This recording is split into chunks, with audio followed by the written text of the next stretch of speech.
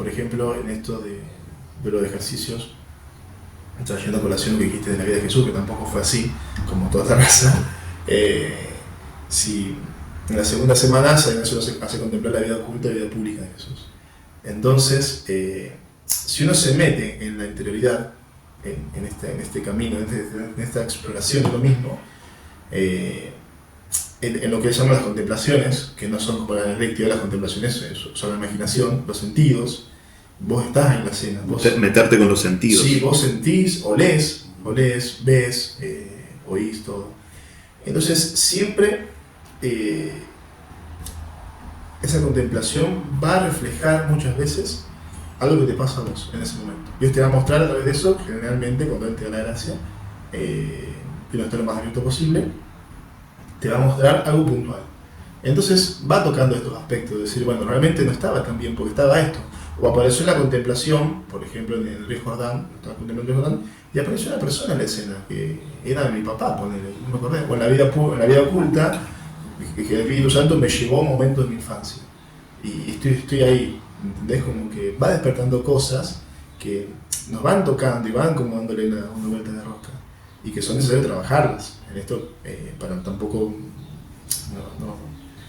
no vivir de una manera ni de otra, pero es eso, o sea, si vos vas a la vida de Jesús, vas al Evangelio y contemplás su vida y te dejas empapar en tu vida, como que siempre se va a reflejar en vos eso, porque es tan personal, es tan concreto y personal en uno mismo que no es capaz de eso, digamos. Claro. Es muy bueno.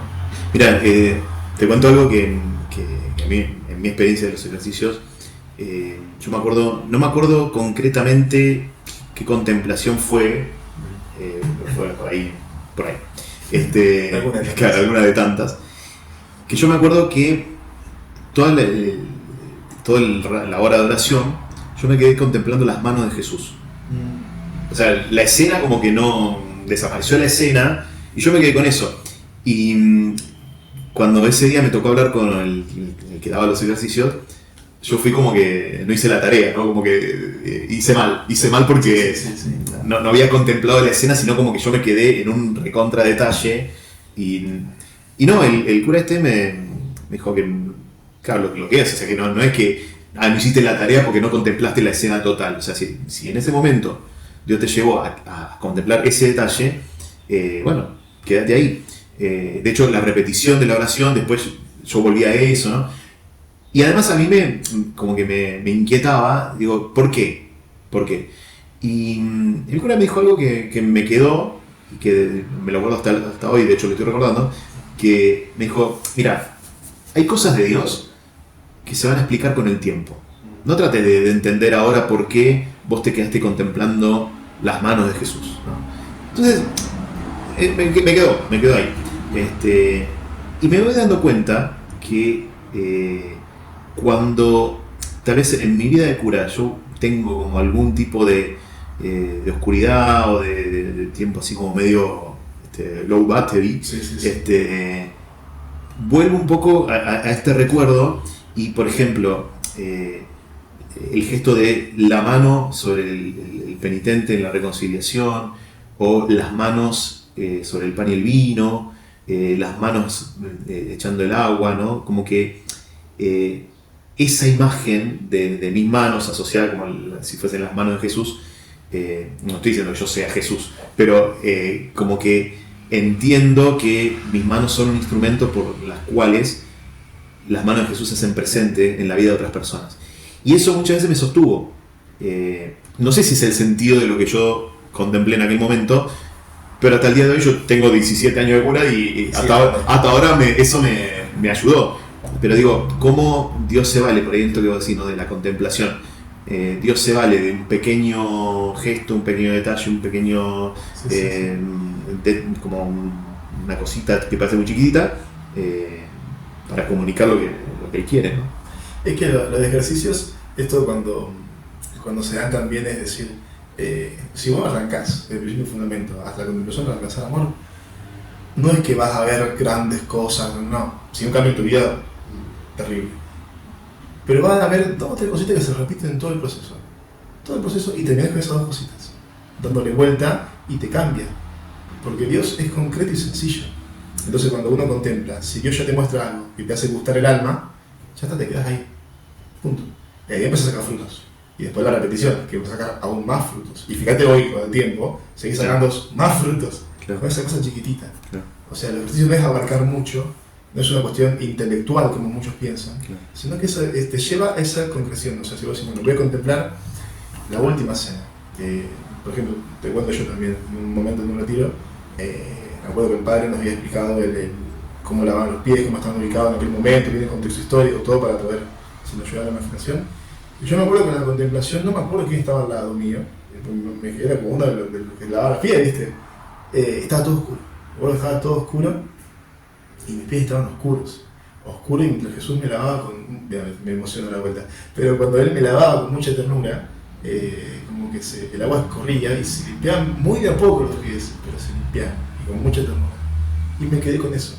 O sea, creo que en el retiro con lo que mayor me quedé fue con eso. Después creo que en otro momento, cuando fue a arrestar a Jesús, ya la tercera semana, ¿no? Con el impulso de Pedro.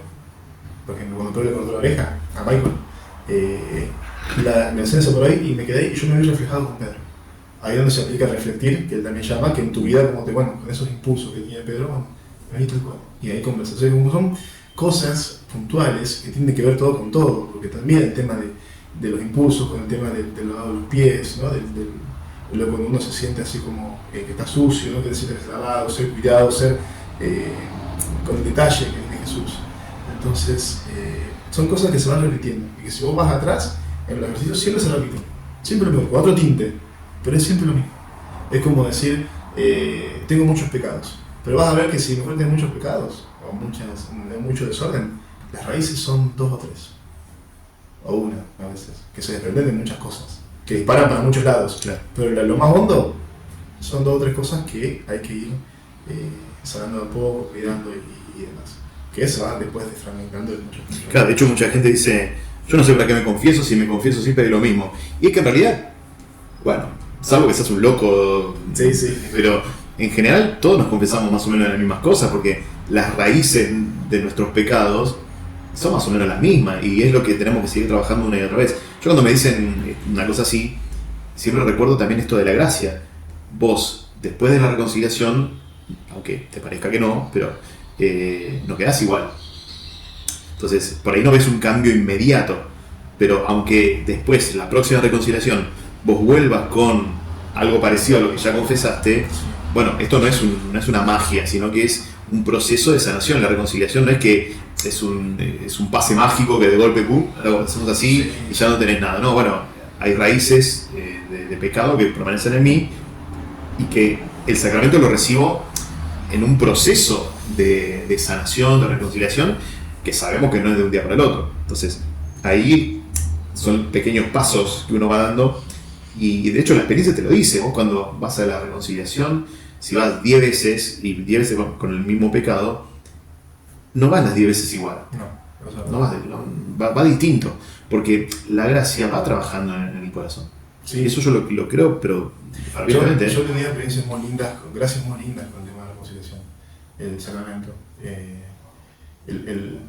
Ya el hecho de que una persona, en este caso el sacerdote, ¿no? que funciona como puente en ese sacramento, con ese sacramento, es algo que no sé, a mí las veces que me ha llevado como realmente a una contrición muy, pero no decir por mi culpa, sino realmente a sentirme más amado, a sentirme más abrazado, así.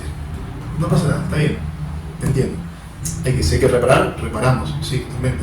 Pero la gracia del sacramento es, no sé, que hemos hablado ayer, viste la cuestión de que Dios perdona siempre, para mí perdona siempre, o sea, hasta antes ya de pensar en pecar, para mí ya perdonó a Dios. Ahora, ese acercarme hacia el sacerdote también que usa como puente y demás, y todo ese proceso de sacramento, para mí deja una gracia muy linda, que yo cada vez que he ido, es como que, y a veces esto que uno intenta avanzar, a veces también retrocede, ¿no? Como que uno va y viene, a veces, pero digo, me un poco menos, pero bueno, entonces como que la gracia del sacramento es hermoso, es muy sanadora en muchos casos, y te vas como que con otro, que lo vas experimentando con con el pasar del tiempo, pero sí también, comparto. Sí, sí. Suponete que San Ignacio estuviese vivo hoy, o Sonaría cabeza. ¿qué pensás que le diría San Ignacio a la iglesia hoy? Ponele que San Ignacio le abren el cielo por un rato, le dan 5 minutos. Le dan 5 minutos a San Ignacio y dice, bueno, San Ignacio, mira, te damos un micrófono, 5 minutos para hablarle, o menos, para hablar a la iglesia católica hoy. ¿Qué pensás que diría Ignacio en ese mensaje a la iglesia hoy? Pienso en la cabeza. Obvio, malo, ¿no? es imaginación. Es imaginación. Yo siento que después te van a buscar y me van a quemar. No, porque no hay respuesta correcta. Para mí diría, hagan más silencio y escuchen más a la gente. Acompañen más. Que es un poco lo que el Papa me parece que intenta. Pero es, hagan más silencio y escuchen más. Acompañen más procesos. Sean más hermanos. Como que para mí la vuelta roja que daría es eso. Escuchar más, acompañar más. Callarnos un poco más. No tanta plática doctrinal, que está bien, pero no tanta plática. Escuchar más, acompañar más. Ser más humano. Para mí eso. Me encanta. Un menos de un minuto y chao. Dice, Porque el micrófono. eres concreto sí también me parece, como que no tampoco es tan. No la hace tan larga. Vos sabés que conecto con el sínodo de la sinodalidad, que participaron dos representantes del sínodo digital y dentro de lo que podían contar, porque no se puede contar todo lo que hablan, pero nos contaron un poco el clima que se vivía. Una de las cosas que a mí me impactaron de lo que ellos contaban era que en el sínodo se hacía mucho silencio. La hermana Chisquia, que es la que estaba ahí, dice... Me encanta porque es profesora. Sí, dice... nunca he rezado tanto como dentro del sínodo, porque justamente esto, ¿no? Como la propuesta es tratar de escuchar al espíritu, entre cada intervención se hacía silencio, cada tanto se callaban todas las mesas y había un momento, un cortecito de oración, o sea, como que me parece que es recuperar en la iglesia esta dimensión más mística en el sentido no místico, el que está volado, sino como, que la iglesia no es el sínodo no es un parlamento, la iglesia no es solo lo que construimos nosotros, sino que es la iglesia de Jesús. Y me gustó lo que dijiste. Sí, que la iglesia de Jesús es algo más concreto, ¿no es? Porque viste que también hay muchos que dicen, no es que los critico, no, pero hay muchos que dicen como que estamos perdiendo, ¿cómo que dicen? No el envase, ¿cómo es que le dicen de la fe? ¿Dónde está la fe? El depósito. El depósito de la fe. Como que estamos perdiendo eso, como que estamos para cualquier lado, ¿viste? O sea, a mí no me parece que yo por cualquier lado, pero es como de volver al evangelio, es como, qué sé yo, las primeras comunidades no sé si vivían tan así. No tengo mucho conocimiento, ¿no? Estoy hablando desde mi ignorancia, pero esa forma tan estructurada, sí, porque esa era la estructura, tan rígida, diría yo, no como algo tan así como me parece. Pensé en Pentecostés, por ejemplo. Uno cuando dice Pentecostés, por ejemplo, ¿a qué lo asociamos? Bueno, algunos dicen que el nacimiento de la iglesia, pero vos explicaste, dice de verdad, eso sí que está pensado desde antes, que hay muchos llamamientos, antes pasos que se forman así. Otros piensan en el don de lenguas, hablan de lenguas, qué sé yo. Pero a veces no se entiende qué es el don de lengua. Pero el don de lengua en el sentido de la adaptación del mensaje a la lengua. No como lengua, como hablar de otras lenguas, como la lengua en sí. ¿Se entiende? O sea, es como que voy, por ejemplo, el día, si el Espíritu Santo viene, el Espíritu Santo viene y me pide a mí evangelizar, me va a pedir en la lengua del hermano que tengo al lado, no en mi lengua. O sea, si la hermana que tengo al lado es un joven, será la lengua que él entienda. Esa es la lengua, ese es el don de lengua. ¿Se entiende? Sí. O sea, como que el Espíritu Santo en ese momento les pidió, les hizo hablar en la lengua que entendieran ellos, de esa manera, que puedan comprenderlos. Para mí esa es la riqueza del Pentecostés. No el decir la erudición de poder igualmente hablar otras lenguas, sino que te entienda el otro.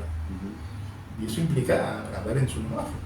Y así aplicado hoy, que es lo mismo que la idea que la iglesia quiere hacer, escuchar y hablar en el lenguaje de los demás. Es eso. No es decir vamos a cambiar todo, no, deja hablar en su lenguaje, sino cómo te va a entender. Es imposible que te entiendas. Si vos estás en otra cosa, de otra manera, ¿cómo te comunicas con alguien que no vive como vos, no entiende, nunca le pasó o conoció, le presentaron a un Dios duro, rígido, un Dios que no te perdona nada, qué sé yo? Si no conoce otra cosa, ¿cómo se lo mostrás? ¿Se entiende? Como que no. Para mí el don tenemos eso. El Pentecostés es eso. Te impulsa a hablar en la lengua del otro, lo que el otro necesita. No lo que a mí me parece que puede llegar a necesitar. Y ahí la escucha es importante. Que el padre Javier Rojas también dio una charla de acompañamiento. Que le mandamos un saludo. Si ve esto, le mandamos. No sé si lo va a ver. Fue muy. El padre Javier Rojas, sí, está acá.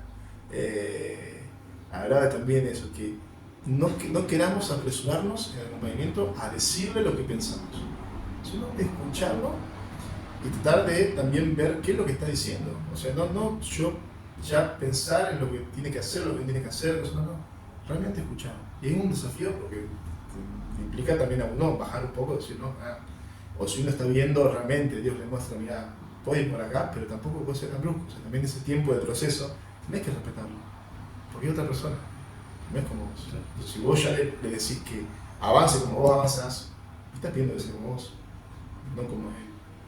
Entonces es muy importante. Y ahí está el don también del lengua. Aparte el don del lengua lo conocemos, que habla que aún ese no sirve de nada si no hay quien lo interpreta. interprete. Quien interpreta también, que está muy bueno, pero me parece que es una opinión personal. Igual no me acuerdo que hay, no sé si también, todos son los jesuitas, yo tengo muchas pero hay un jesuita había comentado esto del Pentecostés, que me pareció una mirada muy linda y me sirvió para entender un poquito más de lo que a mí, esa persona, implica el Pentecostés. Esa función del Espíritu Santo para salir y anunciar. Como lo necesiten, en la manera en que lo necesiten y en el tiempo que lo necesiten. Es complejo. Pero hermoso. Sí, pero complejo. Porque somos complejos. Somos re complejos. Maxi, Bueno, gracias. un gustazo, Pablo. Gracias por invitarme. Gracias.